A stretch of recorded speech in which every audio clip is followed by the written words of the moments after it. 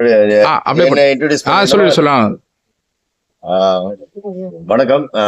நான் வந்து பிரேம்குமார், ஹிந்து நியூஸ் பேப்பர்ல டெபுட்டி எடிட்டரா இருந்தேன். இப்பதான் ரிட்டையர்ட் ஆனேன். ஸோ இவரு என்னோட நண்பர் மிஸ்டர் ஜாபர். இவர் வந்து என்னோட காலேஜ் மேட். இவர் வந்து ஆஹ், பல இந்த ஆர்ட் இதுல வந்து நிறைய சேவை செய்யறாரு. எப்படின்னா அந்த காலத்துல எல்லாம் பாத்தீங்கன்னா ஒரு ஆர்ட் எக்ஸிபிஷன் வைக்கணும்னா எக்கச்சக்கமான செலவாகும். ஸோ நாங்கெல்லாம் பாத்தீங்கன்னா அந்த சமயத்துல ரொம்ப ஸ்ட்ரகிள் பண்ணிருக்கோம். ஒரு எக்ஸிபிஷன் வைக்கணும்னா ஒரு 4-5 பேர் சேர்ந்து பண்ணனா கூட லட்சக்கணக்கில் ஆகும். ஸோ எங்களுக்கு வந்து அது பாசிபிலிட்டி இல்லாத ஒரு டைம். அது நிறைய பெயிண்டிங்ஸ் பண்ணியிருந்தோம். ஆனா அந்த பெயிண்டிங்ஸ் எல்லாம் எக்ஸிபிட் பண்ண முடியல. ஏன்னா டியூ டு த எக்கனாமிக்கல் ப்ராப்ளத்தால அதெல்லாம் வைக்க முடியல.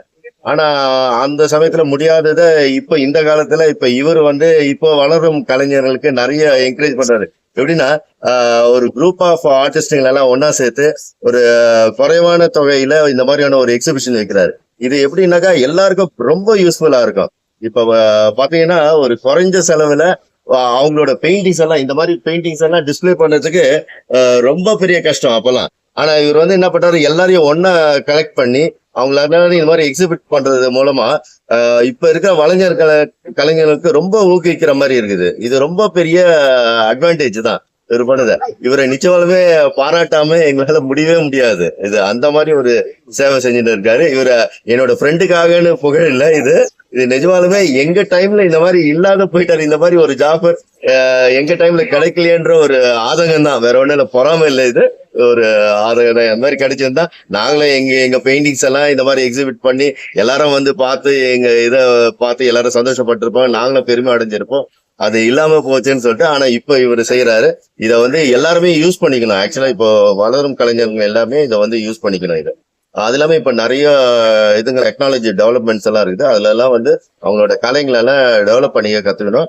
இவரை மாதிரியான ஆர்டிஸ்டுங்க இவரை என்கரேஜ் பண்ணதுக்காக ரொம்ப ரொம்ப நன்றி. வணக்கம். இந்த எக்ஸிபிஷன் பத்தி நான் சொல்லணும்னு நினைச்சிருந்தேன். இது ரொம்ப பியூட்டிஃபுல்லா இருக்குது. இது ஓப்பன் ஏர் எக்ஸிபிஷன்.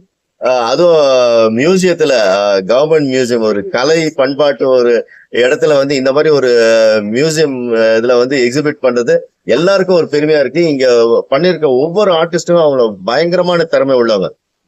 பாருங்க, பெயிண்டிங்ஸ் எல்லாம் பாத்தீங்கன்னா ரொம்ப அசந்து போறவங்க தான். அந்த மாதிரியான ஒரு கலைநயம் உடையவங்க, அவ்வளவு டேலண்ட் உள்ளவங்க எல்லாம் வந்து இங்க எக்ஸிபிட் பண்ணிருக்காங்க. அது மாதிரி நினைக்கும் போது ரொம்ப சந்தோஷமா இருக்குது.